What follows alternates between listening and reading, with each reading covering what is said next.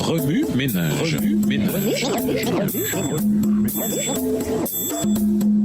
Bienvenue dans votre émission Remue ménage. Nous voilà à la leçon 6 qui va du 30 avril au 6 mai. Se reposer en Christ.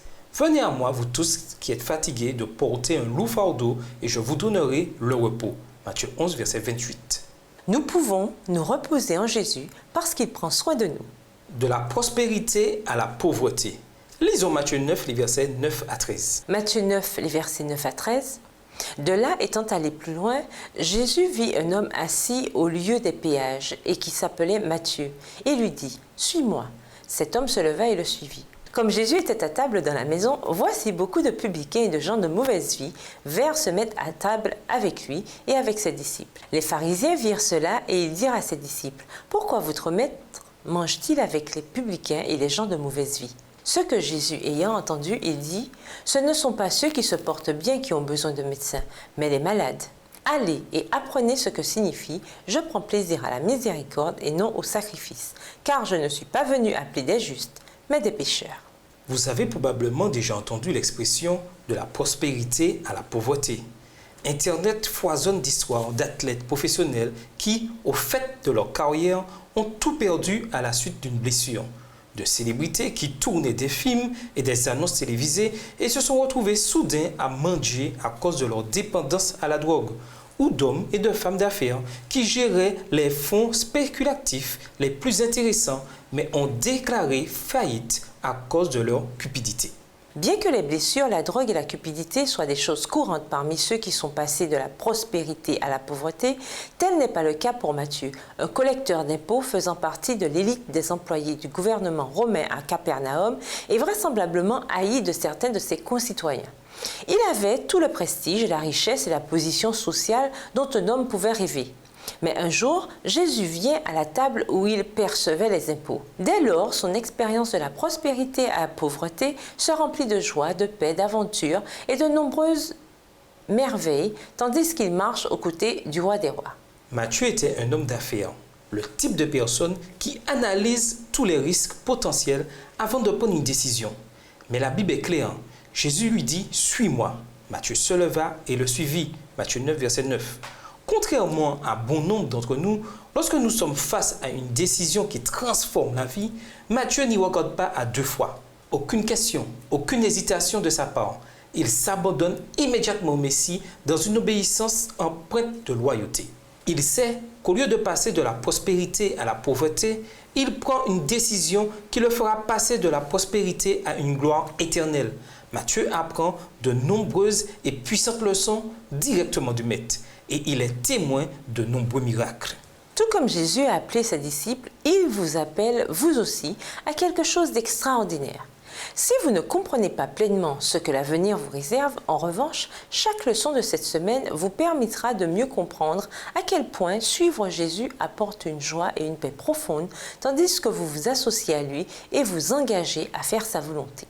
Êtes-vous prêt à commencer à faire l'expérience de la prospérité à la gloire? Permettez au Christ de conduire votre vie par l'étude de la leçon de cette semaine et goûtez à la joie de le suivre. Au revoir. Et à demain si Dieu veut. Remue ménage. Remue ménage.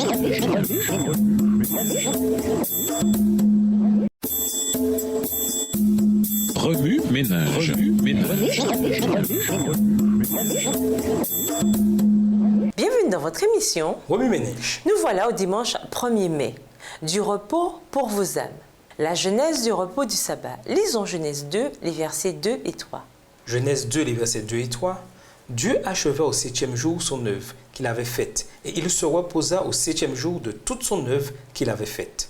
Dieu bénit le 7e jour et le sanctifia, parce qu'en ce jour il se reposa de toute son œuvre qu'il avait créée en la faisant. L'histoire de l'humanité commence avec le repos.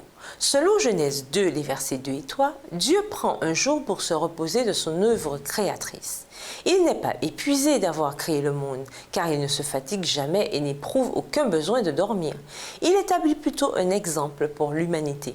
Il a créé Adam et Ève le 6e jour. Puis, le 7e jour, il entre dans le repos du sabbat en bénissant et sanctifiant ce jour.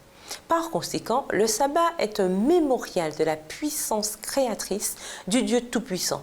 C'est un jour conçu pour nous reposer des activités hebdomadaires afin de pouvoir nous rapprocher de Dieu et de nos semblables. Ceci dit, nous n'avons pas le privilège de communier avec Dieu face à face, comme le faisaient Adam et Ève. Cependant, nous pouvons nous rapprocher de lui pendant les précieuses heures du sabbat et recevoir les bénédictions spéciales qu'il nous réserve en ce jour. Le commandement du repos. Lisons Exode 20, les versets 8 à 11. Exode 20, les versets 8 à 11. Souviens-toi du jour du repos pour le sanctifier. Tu travailleras 6 jours et tu feras tout ton ouvrage. Mais le 7e jour est le jour du repos de l'Éternel ton Dieu. Tu ne feras aucun ouvrage, ni toi, ni ton fils, ni ta fille, ni ton serviteur, ni ta servante, ni ton bétail, ni l'étranger qui est dans tes portes. Car en 6 jours, l'Éternel a fait les cieux, la terre et la mer, et tout ce qui y est contenu. Et il s'est reposé le 7e jour. C'est pourquoi l'Éternel a béni le jour du repos et l'a sanctifié.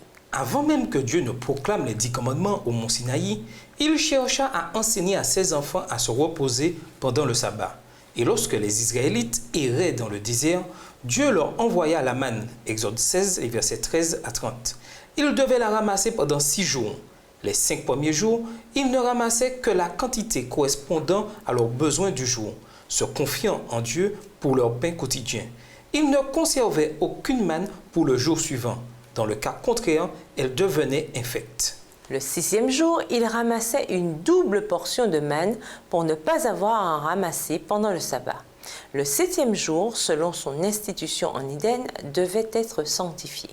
Les heures sacrées de ce jour devaient servir à se rapprocher de Dieu.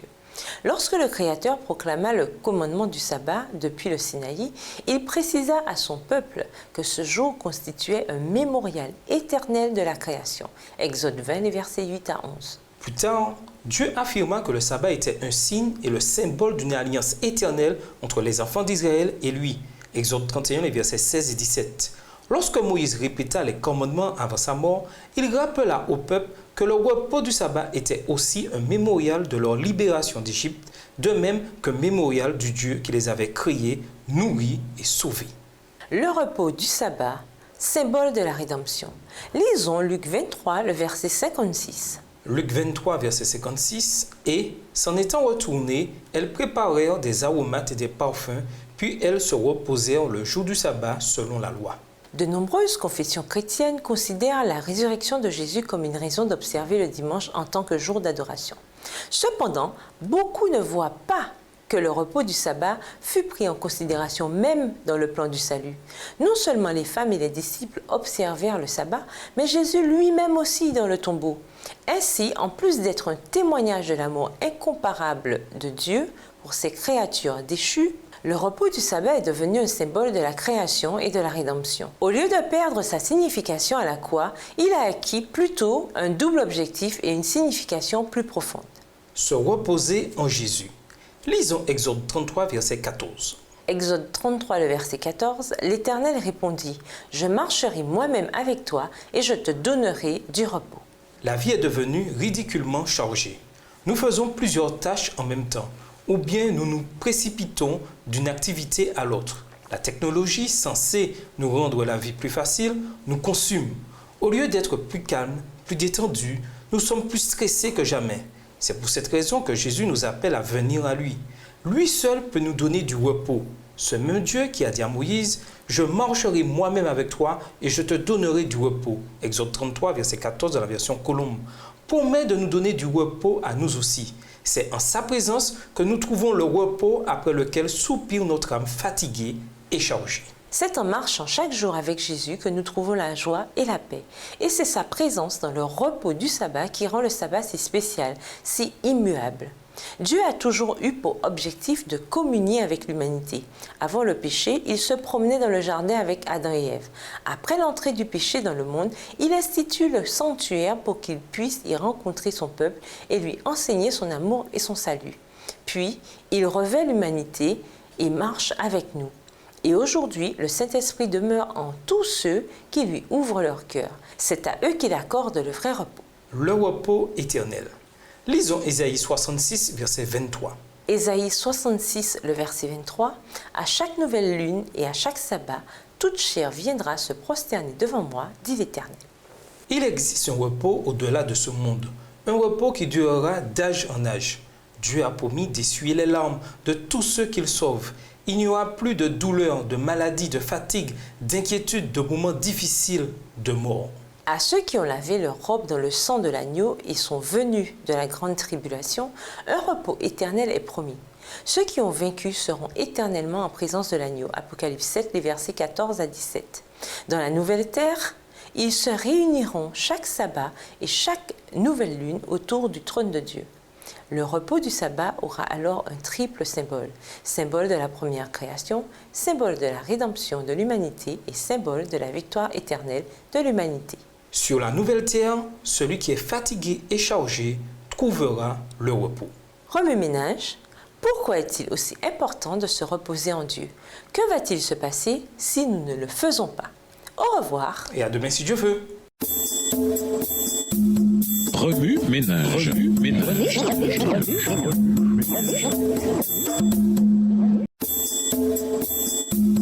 Remue-ménage. Remue-ménage.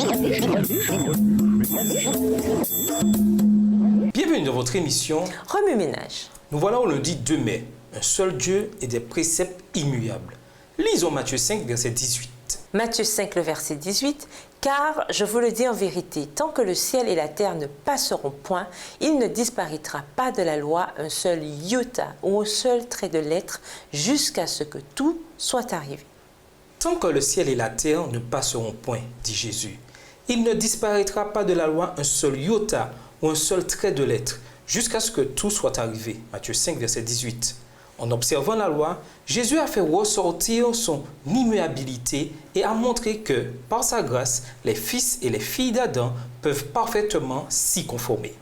La loi de l'Éternel étant parfaite et par conséquent immuable, les pécheurs ne peuvent, par leur seule force, satisfaire à ses exigences. C'est pour cela même que le Fils de Dieu a dû venir ici-bas. Sa mission était de rendre les hommes participants de la nature divine et de rétablir l'harmonie rompue entre eux et les principes de la loi du ciel. Quand, acceptant Jésus pour notre Sauveur, nous renonçons au péché, nous exaltons la loi de Dieu. L'apôtre Paul demande: anéantissons-nous donc la loi par la foi? Au contraire, nous confirmons la loi. Romains 3, le verset 31. Telle est la promesse de la nouvelle alliance. Je mettrai mes lois dans leur cœur et je les écrirai dans leur esprit. Hébreux 10, verset 16. S'il est vrai que le système des symboles désignant Jésus comme l'agneau de Dieu qui ôte le péché du monde devait prendre fin à la mort du Christ, il n'est pas moins vrai que les principes de justice contenus dans le décalogue sont, eux, aussi immuables que le trône éternel de Dieu. Pas un commandement n'a été annulé, pas un iota ni un trait de lettre n'ont été changés. Les principes reconnus en Éden comme la grande loi de la vie subsisteront sans modification jusqu'à la restauration du paradis. Toute invention humaine substituée au commandement de Dieu apparaîtra sans valeur au jour où Dieu prononcera son jugement sur toutes les actions, même les plus cachées. Ecclésiaste 12, verset 14. Jésus n'était jamais enivré par les applaudissements ni découragé par les reproches ou les déceptions. Beaucoup de ceux qui se disent ses disciples ont un cœur anxieux et troublé. Ils ne se soumettent pas entièrement à lui. Ils redoutent les conséquences d'un tel abandon. L'inquiétude naît de l'amour du moi. Quand nous sommes nés d'en haut, nous avons le sentiment qui était en Jésus, qu'il a fait s'abaisser pour nous sauver. Remue-ménage. Que veut dire avoir la loi de Dieu dans notre cœur? Comment développer une mentalité à l'image du Christ? Au revoir. Et à demain si Dieu veut. Remue-ménage. Remue-ménage.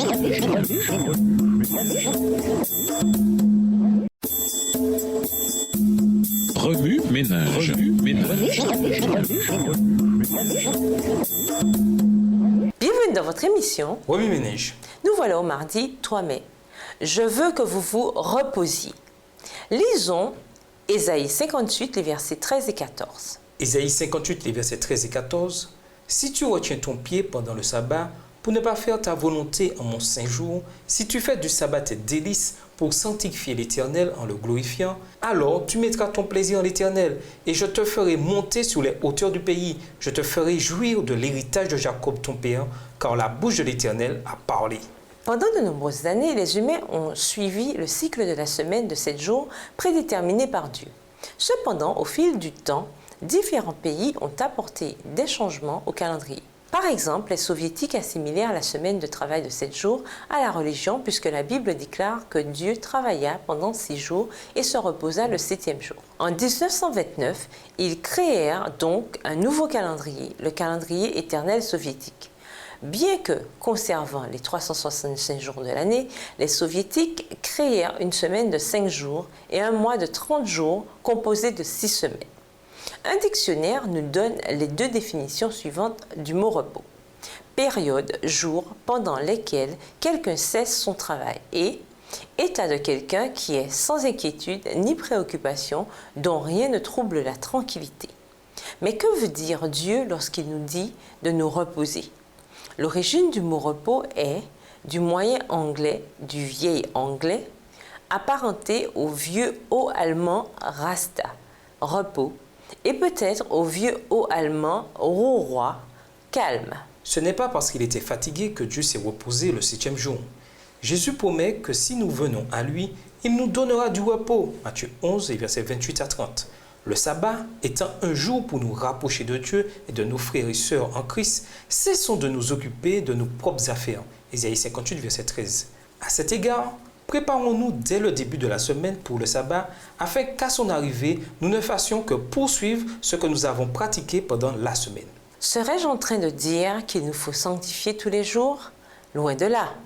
En fait, Dieu déclare clairement dans Exode 20, les versets 8 à 11, que le sabbat est son jour.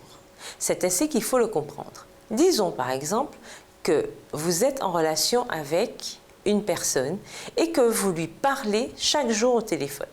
C'est super, mais il est encore plus spécial de passer du temps avec elle que de lui parler au téléphone. Il en est de même avec Dieu. Il nous a donné 6 jours pour accomplir notre travail, nos tâches, pour aller à l'école, etc. N'est-ce pas merveilleux? Parce qu'il est notre Créateur. Il sait ce qu'il y a de mieux pour nous. Alors pourquoi ne pas lui faire confiance? Allez, débarrassez-vous de tout ce qui vous en empêche et reposez-vous le sabbat. Remue-ménage, selon vous, pourquoi nous est-il si difficile de nous détacher de notre vie séculière et de vraiment profiter de la bénédiction du sabbat? Pourquoi est-il important d'observer le sabbat pendant 24 heures? Les quelques heures que nous passons à l'église ne suffisent-elles pas? Au revoir. Et à demain si Dieu veut. Remue-ménage. Remue-ménage.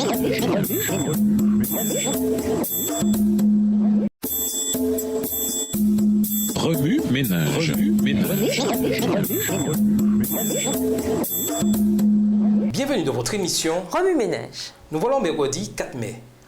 Pratico-pratique. Lisons Matthieu 12 et versets 10 à 13. Matthieu 12, les versets 10 à 13. Et voici, il s'y trouvait un homme qui avait la main sèche. Ils demandèrent à Jésus, est-il permis de faire une guérison les jours de sabbat? C'était afin de pouvoir l'accuser. Il leur répondit, lequel d'entre vous, s'il n'a qu'une brebis et qu'elle tombe dans une fosse le jour du sabbat, ne la saisira pour l'en retirer? Combien un homme ne vaut-il pas plus qu'une brebis? Il est donc permis de faire du bien les jours de sabbat. Alors il dit à l'homme, étends ta main. Il l'étendit et elle devint saine comme l'autre. Votre façon d'observer le sabbat en révèle beaucoup sur votre caractère. Pour les pharisiens, l'observation du sabbat consistait à suivre un tas de règles et de traditions. Quel fardeau! Leur observation du sabbat était clairement orientée vers les œuvres.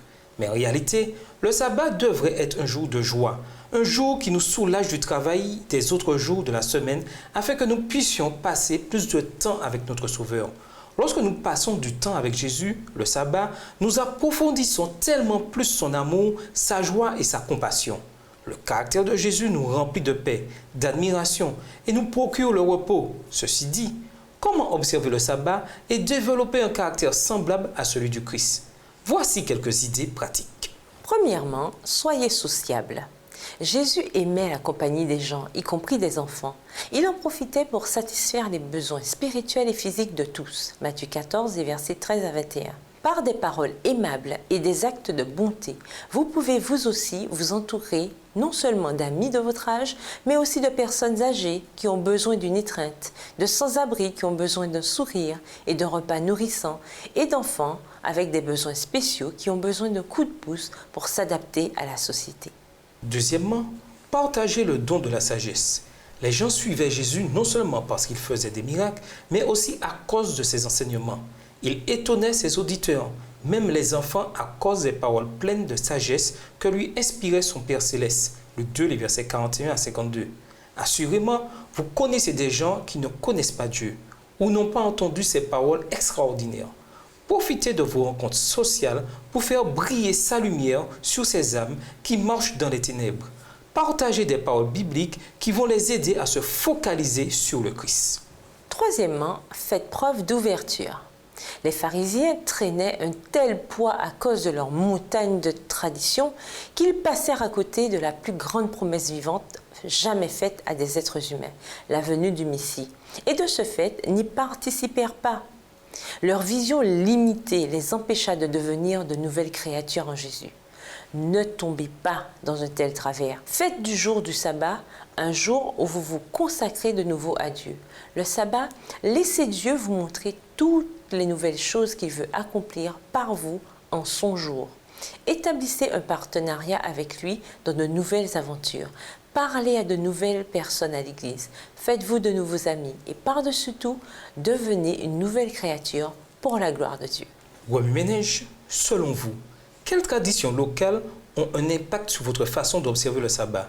Sont-elles positives ou négatives? En cette ère de médias sociaux, nous n'avons pas souvent de contact direct avec nos amis et parents. Comment socialiser de la même manière que Jésus? Au revoir. Et à demain si Dieu veut. Remue-Ménage. Remue-Ménage.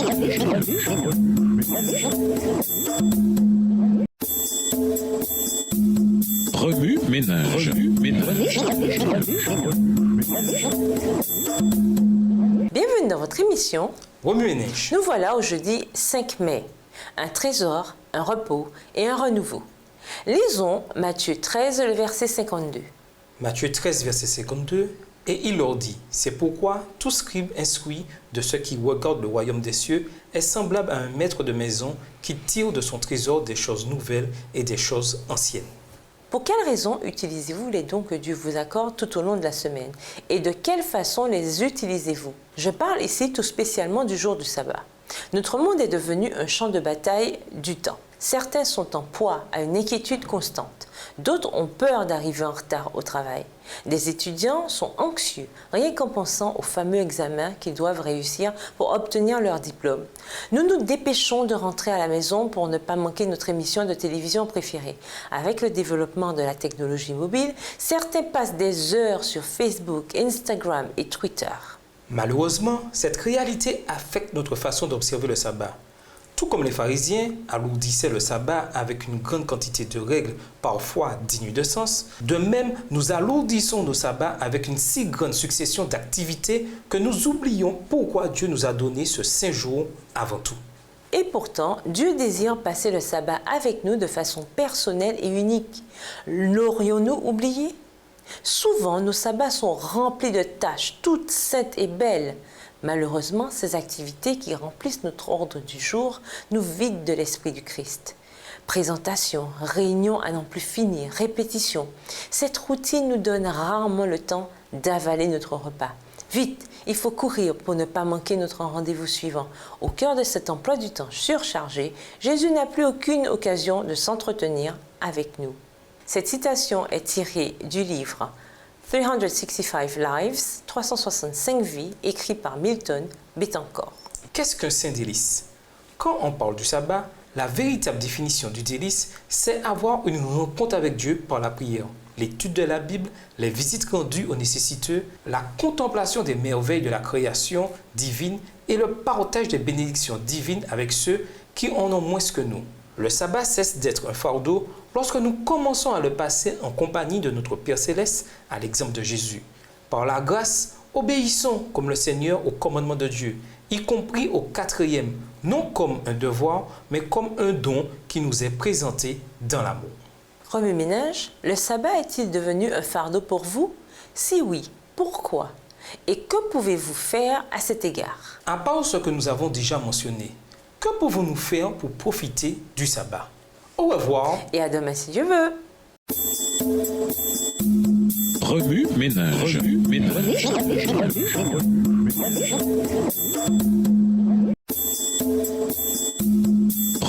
ménage.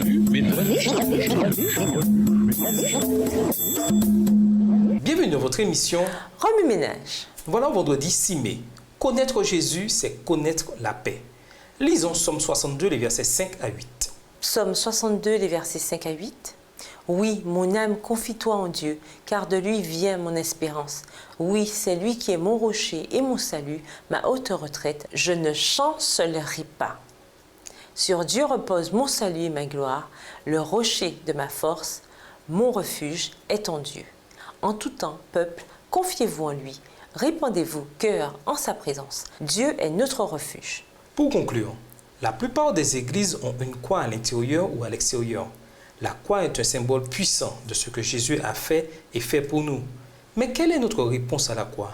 Jésus dit que si nous venons à lui, nous aurons le repos, la paix et la joie. Une telle promesse n'est-elle qu'illusion dans le monde fou et stressant dans lequel nous vivons? Si nous croyons vraiment que Jésus est mort et ressuscité pour que nous ayons la vie en abondance, alors nous devons vivre conformément à cette réalité. Parfois, il est important de nous arrêter et de nous évaluer pour voir si nous nous reposons vraiment dans la paix et la joie de Dieu. Coffre aux idées, faites une liste des choses joyeuses et paisibles que vous aimez faire. Faites du jeûne un moyen de vous reposer de votre routine habituelle. Souvenez-vous qu'un jeûne peut impliquer autre chose que la nourriture. Vous pouvez faire un jeûne de textos, de tweets ou d'affichage sur Facebook. Organisez une activité où il y aura un repas, des activités sociales édifiantes, etc. Et invitez vos amis. Occupez-vous d'une personne ayant besoin d'encouragement par un texte positif, un coup de fil ou une invitation à vous promener ou à manger ensemble. Trouvez du repos en Dieu en passant un moment dans la nature. Adonnez-vous à un passe-temps qui vous détend, tel que la couture, le tricot, la construction d'une maquette, la sculpture ou l'assemblage des pièces de puzzle. Écoutez ou créez une bande sonore de musique paisible. Voir Gloryscapes à http://www.gloryscapes.com. Pour aller plus loin, nous vous invitons à lire Jean 14, ainsi que le livre Les paraboles de Jésus, le chapitre L'amour de Dieu à la recherche de l'homme, les pages 155 à 161, livre écrit par Ellen G. White. et le livre Surprised by Joy, Surpris par la joie, écrit par C.S. Lewis. Au revoir. Et à demain si Dieu veut. Remue-ménage.